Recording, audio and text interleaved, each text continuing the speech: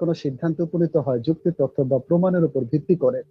এখন আমি জানি আপনি একজন নাস্তিক, তো আপনি যে নাস্তিক, ঈশ্বরে অবিশ্বাসী, এই অবিশ্বাসের পিছনে আপনার কাছে কি কোনো যুক্তি বা প্রমাণ আছে কিনা? অবিশ্বাসের জন্য যুক্তি প্রমাণ লাগবে কেন? কারণ অবশ্যই লাগবে। যেমন ধরেন আমি যদি বলি আমার পকেটে 500 টাকা নাই, আমি যদি দাবি করি, তাহলে সেক্ষেত্রে কিন্তু আমি সুন্দর মতো আমার পকেটটা খুলে দেখাতে পারি যে দেখেন আমার পকেটে 500 টাকা নাই। তার মানে টাকা এক্সিস্ট করে।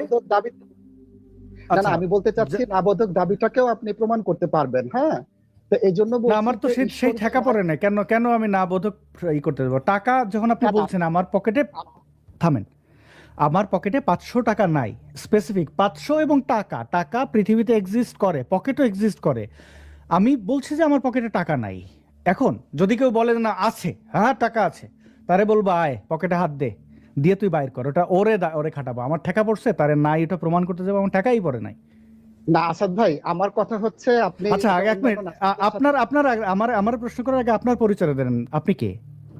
জি, আমি হচ্ছে একজন মুসলিম। হ্যাঁ, আমি আমার মুসলিম। তাহলে চেহারা দেখান, চেহারা দেন, লুকে আছেন কেন? নাম দেন, নাম লিখে তারপরে চেহারা দেখে আসেন, তারপর আপনার সাথে আলোচনা করব। এখানে উন্মুক্ত লিংক দেওয়া হয়েছে, এর মানে এই না রাহানজুল ভাই ওরে ব্যাক স্টেজে নেন। ওরা করে কি এগুলা কাইটা বোঝায়। চেহারা দেখে নাম, হ্যাঁ আপনি চেহারা দেখে নাম নিয়ে আসেন, ওরে বাইর করেন রাহানজুল ভাই, ওরে নাম নিয়ে আসতে পারেন। এখনই চেহারা দেখাচ্ছি, বলেন আপনার নাম লেখে আসেন। আচ্ছা জুয়েল ভাই, একটু নাম লিখে ওরে বাইর করেন, ওরে নামটা লিখে তারপর আসতে বলেন। আমি লিখছি, বের করতে হবে কেন? আমি তো এখনই লিখছি, বের করতে হবে কেন? লিখে তারপরে আসেন, লিখে এই যে আক্রমণাত্মক শব্দ, যে ভয় পাচ্ছেন, ভয় আপনি কে? আসাদ ভাই আপনি কোন হরিদাস পাল? লিখে দিয়েছি তো নামটা, দেখেন না। আরে ভাই বুঝছি তো লিখছেন, আপনি কোন হরিদাস পাল? আপনার ভয় পাইতে হবে কেন? ভয় কেন বললেন? না তাহলে আমাকে কেন ব্যাকে নিবেন? আমি তো কোনো অন্যায় করি না। আপনি দেখেন রাহান ভাই, দেখেন উনি শোনেন আপনারে বলছি, কারণ আপনি প্রথম রুল, আপনি যে কাওয়ার্ড। শোনেন কথার মধ্যে রজুল ভাই একটু ভালো করে মডারেট করেন। হ্যাঁ, আপনার কাওয়ার্ড তো, আপনি মুসলমান, চেহারা দেখে আসবেন। আপনি আবার আমারে বলতেছেন ভয় তো আপনি পাইতেছেন, আপনার নাম নাই, ঠিকানা নাই, চেহারা নাই, কথার মধ্যে কথা বললেন না। রজুল ভাই এর একটু করেন, মডারেটটা ঠিক মতো করেন। আরে নবী মরুর ডাকাতের উম্মতদের তো আমরা চিনি, আপনি আপনার তো কাওয়ার্ড, আপনার পরিচয় দিয়ে আসতে পারেন। গালিগালাজ করছেন কেন?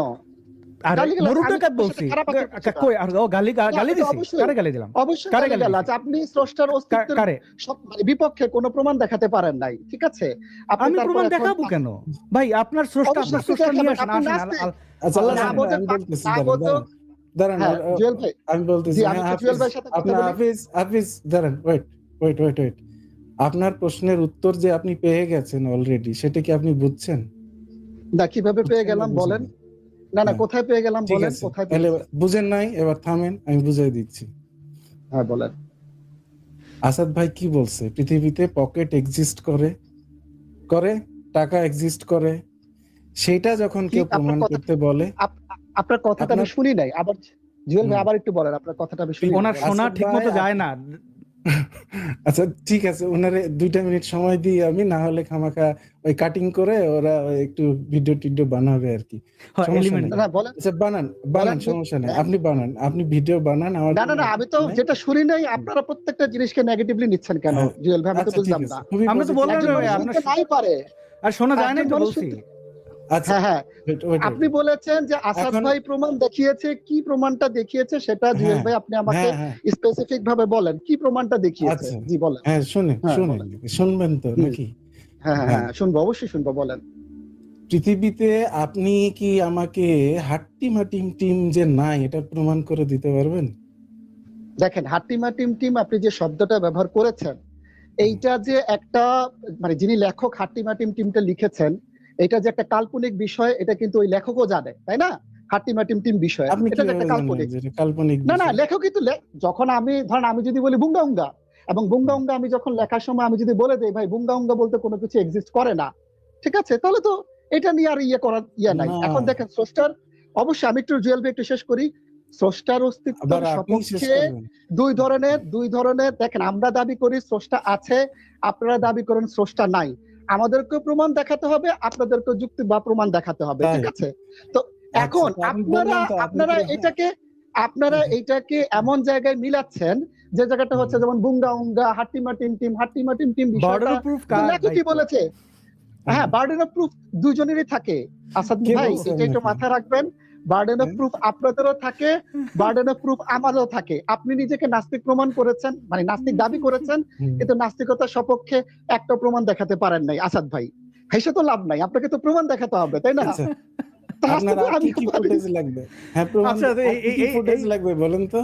আগে আসাদ ভাই এটা স্বীকার করুক যে আসাদ ভাই নাস্তিকতার সপক্ষে, ঈশ্বর নাই এর সপক্ষে কোনো প্রমাণ দেখাতে পারেন নাই আসাদ ভাই, ঠিক আছে?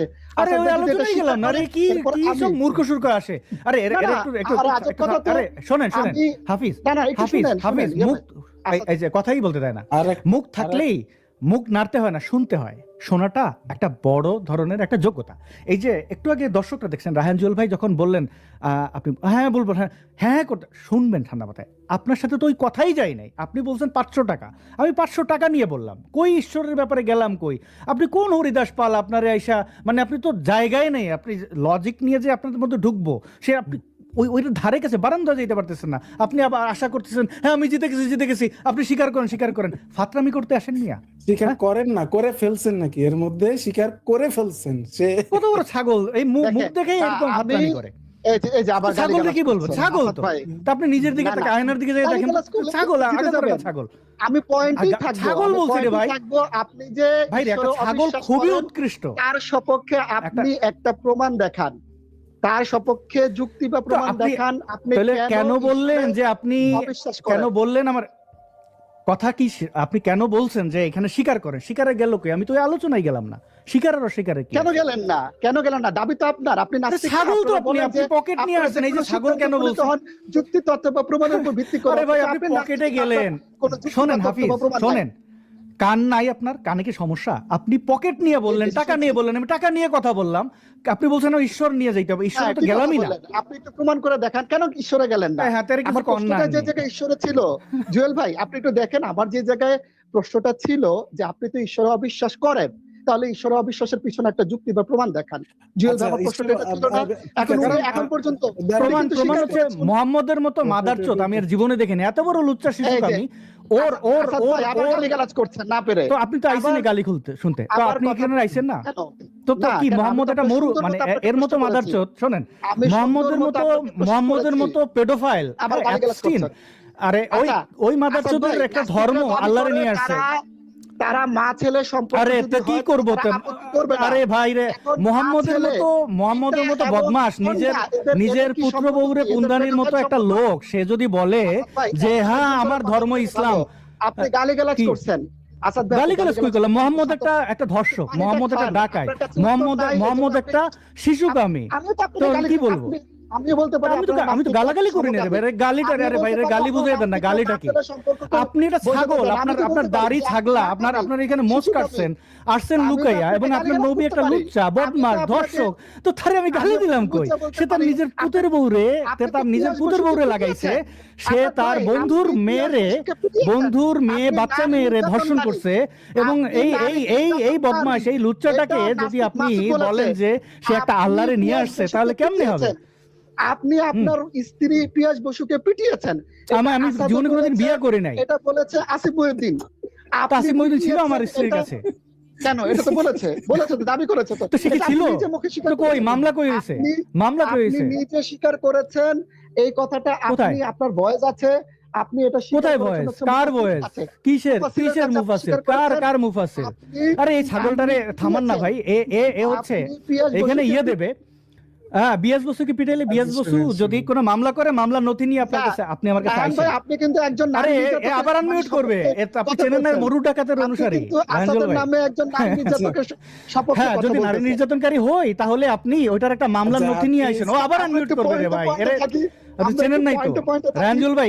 মিউট করলে আবার আনমিউট করবে। আরে ভাই চেনেন না মরু ডাকাতের অনুসারী রাঞ্জল ভাই? নামে একজন নারী নির্যাতনের সপক্ষে। হ্যাঁ, যদি নারী নির্যাতনকারী হই তাহলে আপনি ওইটার একটা মামলার নথি নিয়ে আইছেন। ও আবার আনমিউট করবে রে ভাই। আপনি চেনেন নাই তো রাঞ্জল ভাই? মিউট করলে আবার আনমিউট করবে। আরে বাইর করেন এখান থেকে। এরা যেটা করে এটাকে কাটসাট করে। রাঞ্জল ভাই, you have to very very careful about this type of মাদারচোদ যারা মরুড ডাকাতের অনুসারী।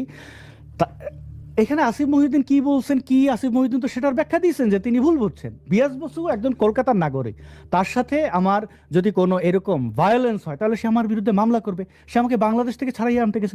মুফাসসিল আরেক ডাকাইত, মানে সে মানুষের, মুফাসসিল কি সবাই জানে, মানুষের কল রেকর্ড করে, খণ্ডিত অংশ এক মোবাইল দিয়ে রেকর্ড করে, আরেক মোবাইল দিয়ে সেটারে আবার রেকর্ড করে ওটারে আপলোড করে।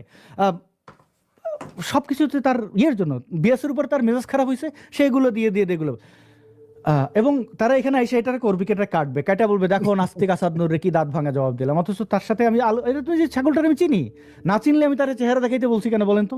কারণ ওর কথাই অস্থির, দেখবেন থামে না, বলে যায়। আজকে দেখেন আমি অনেকবার বলছি যে ইসলাম কেন্দ্রিক আমি কথা বলতে বা কোনো ধর্ম নিয়ে বলতে চাই না। সে আসছেই তার নবীরে যেন দুইটা গালি শুনে তার ওই যে এদের পাছার মধ্যে চুলকায়, কেউ যদি নাপুন দেয় তো যা ভাই মোল্লার কাছে, আমরা তো পোলাপন দেই না। নারী হইলো তার রেসপেক্ট, উইথ রেসপেক্ট, হ্যাঁ, সঙ্গম করার ক্ষেত্রে সেটা খুব রেসপেক্ট নিয়ে খুব শৈল্পিকভাবে আগাই, ওদের মতো তো না এদের। এনিওয়ে, আচ্ছা হাফিজ, আপনি যদি কথা বলতে চান যে কেউ আমার চ্যানেলে, তাহলে থামতে জানতে হবে। হ্যাঁ, যারা থামবেন না, অনর্গল কথা বলে যাবেন, তারা দয়া করে যুক্ত হবেন না। কথা বললে প্রশ্ন করবেন, উত্তরের জন্য তো অপেক্ষা করতে হবে, নাহলে কি জন্য প্রশ্নটা করলেন? আপনি যদি উত্তরই না শুনতে চান, প্রশ্ন করলেন করতেই থাকলেন, ভাই এখানে একটা নয়েজও আরেকজনের কথাকে থামিয়ে দেয়। এটা লাইভে একসাথে দুজন কথা বলা যায় না, কারোটাই শোনা যায় না। তো এই জিনিসগুলো মাথায় রেখে যুক্ত হবেন দয়া করে। হাফিজ, আপনি যদি পরবর্তীতে কখনো যুক্ত হন, অবশ্যই মাথায় রাখবেন কথা বলার আগ্রহ নিয়ে, জানার আগ্রহ নিয়ে, শিখার আগ্রহ নিয়ে যুক্ত হবেন, তাহলে কথা বলবো, কোনো সমস্যা। হ্যালো বন্ধুরা, কেমন আছেন সবাই? ফ্রি ফায়ার র্যাঙ্ক পুশারদের জন্য আজকে নিয়ে এলাম দারুণ একটি সার্ভাইভাল গাইড।